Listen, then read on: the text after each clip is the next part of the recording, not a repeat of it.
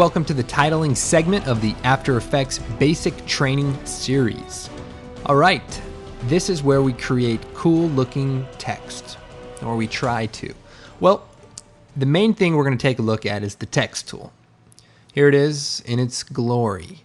When you click on the text tool, you usually get the character and paragraph options. If not, here's the context box that brings those up. Usually you have a little bit more space to work with, but we'll do our best. What I'm going to do is take the text tool, and I've created a blank composition, and I'm going to click right into the comp, and I'm going to type After Effects. Then I can go back to my arrow tool, and I'll center this up. We can also bring up the title safe, and that way we can kind of find the center. Hide that. Okay, I'm going to make some more room for the character palette. Now, we have our font. The great thing about the font is you can use the up and down arrow keys to cycle through it. And if you use the arrow key and you select the text layer, you can kind of switch through it and you don't have to have the text selected. Now, once you find the font you're looking for, we have a few other options. We have the text size, text spacing, tracking, a stroke we can also apply. To add a stroke or an outline to your text, click on this back color, double click, and you can just choose a color, and it'll create a nice stroke there, and you can change the size of it here, how it looks, whether it fills over the stroke, and that way the stroke is kind of behind your text. Let's try another color here. Now in CS3, you'll notice that the color picker updates in the viewport real time. So that's kind of a nice feature right there. Okay, so you can see that a little bit better there. And there's also some other options here to stretch the text, etc. Now below here, you're probably familiar with a lot of these from Photoshop. We have the Fox Bold, Fox Italicized, and forced capitalization, and then we have sort of the caps with the staggered size. Now, we also have our paragraph options. So when we play with our tracking, you may notice the tracking happens from the center when your text is centered. Now, if it's aligned to the left, the tracking will kind of go out in that direction. So just be aware that you may want to change your paragraph options depending on what you're after. Now, After Effects comes with a lot of text presets. So what are text presets? Well, let's go to our Effects and Presets tab, and then we'll go down the Animation Presets, scroll down, Text, and then we can scroll that down. And there's a whole bunch of presets, like probably, let me see, I counted them the other day. There's like 80 billion. And what you can do is kind of go through it, pick one that you like, drag it out right onto your text, either in the composition or in the timeline. And wherever your current time indicator is, that's where the animation begins. Well, if you remember from an earlier tutorial, if you hit the letter U with the layer selected, you'll bring up all the keyframes for that animation. Then, if you hit U twice, you'll bring up all the animated properties, or all of the changed properties. And you'll see a whole bunch of stuff in here, and you can edit this, but the main thing is these offset keyframes. So I'm just going to hit U once. So now I have the two keyframes for my offset. So this animation kind of animates out. And that's what this animation does. But I can simply take the first keyframe, drag it to the other side, and now I have an animate in. And I can drag both of these keyframes to the beginning, and so I can start my animation whenever I like. Now, if you don't like the animation, just hit undo, and you can remove it. Now, you can also go to this little arrow, and you're probably not going to be able to see it, but if you go down to Browse Presets, which is about halfway down, it'll bring up Adobe Bridge, and you can then go into the presets for the animations of the text, double click, and then you can see all of the folders, and we can go to the organic ones. And what's nice is if you click on any one of these, you'll see a little animation up in the top here that'll kind of show you what that does. And I think if you're crafty enough, if you double click on it, it applies it to your actual layer. So then we can go to our time controls, hit the RAM preview button. Now if anyone uses this preset, I will lose it. So anyway, that's kind of the basics of the text tool and the animation presets. Well, After Effects is capable of a lot more. And we're going to go ahead and see what we can create using After Effects built-in tools. So I'm going to create a new blank composition using these settings, 10 seconds long, and choose OK. So now I have a blank composition. What I have also in my project window is our After Effects basic training star. I'm going to drag that out into the comp window.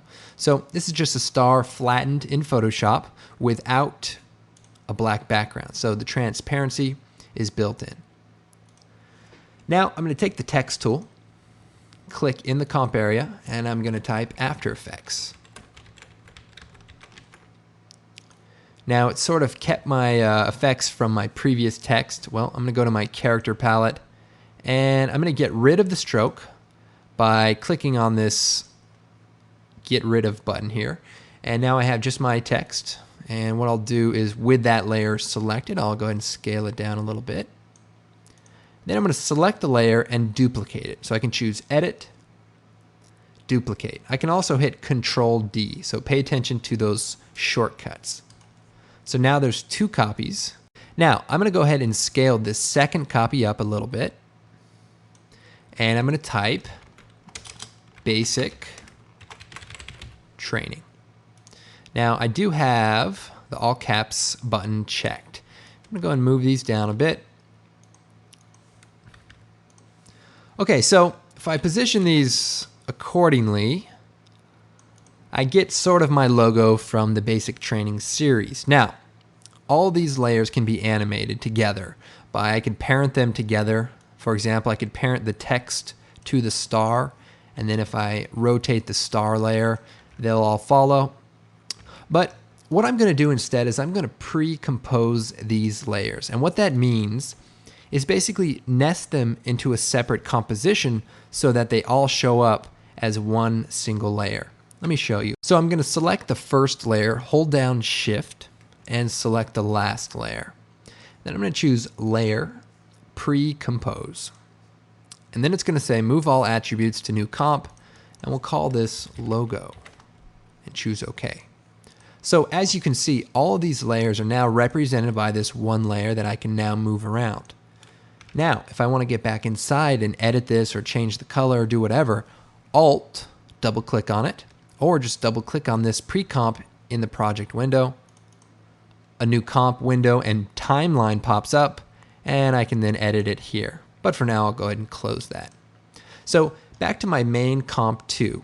What I have created now is my logo. And now I want to create a background. So I'm going to choose Layer, New, Solid. And we're going to make a black solid background. So I'm just going to select black, choose OK, and make comp size, choose OK. And I'll take my black solid, move it to the background. Then I'm going to add a gradient to the background. I'm going to choose Effect, Generate, Ramp. Then I'm going to change the ramp shape to Radial Ramp. Then with the ramp name selected, I'm going to move this into the center, and this point maybe just right here. Now, I have two colors to choose from for this radial gradient ramp. Radial gradient ramp. Wow, great. And I'm going to set the internal color to a dark green, and I'm going to set the end color to black.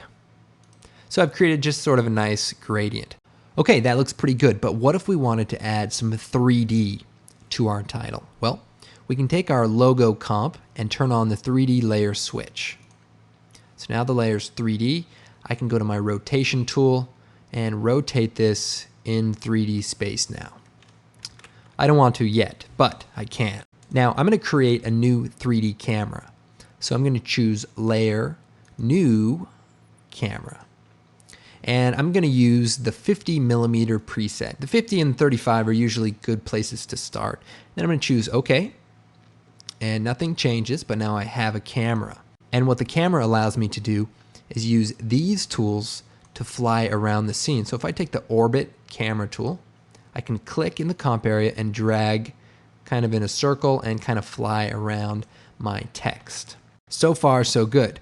Now I'm going to create another new solid. So Layer, New, Solid. and make comp size and choose OK. Then to this solid, I'm going to apply a 3D particle system.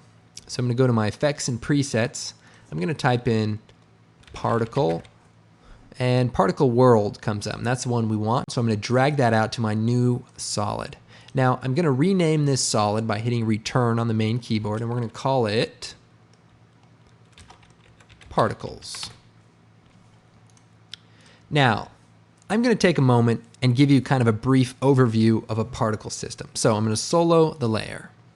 Now, a particle system is basically a system that generates, particles, raindrops, snow, any kind of system that requires a lot of instances of something similar or, something that needs to interact together. So in this case, here's our particle system. It's like a huge fountain of golden lines. So not particularly useful yet, but it has potential. So I'm going to come over here to my effects controls, and if you're in 6.5, F3 brings that up.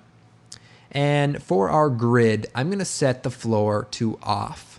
Let's go ahead and go through the settings. Now we have scrubbers. This is basically a way to navigate the particle system. No thank you. I'm going to go ahead and shut that off. Now we have birth rate. How many particles are born per second? Now these numbers are obscure. They don't really mean anything, but we can increase it and decrease it. Now next is longevity. So how long do the particles last? How long do they live? Is another way to think about it. You can extend that. I think this is seconds, but it may just be an obscure number.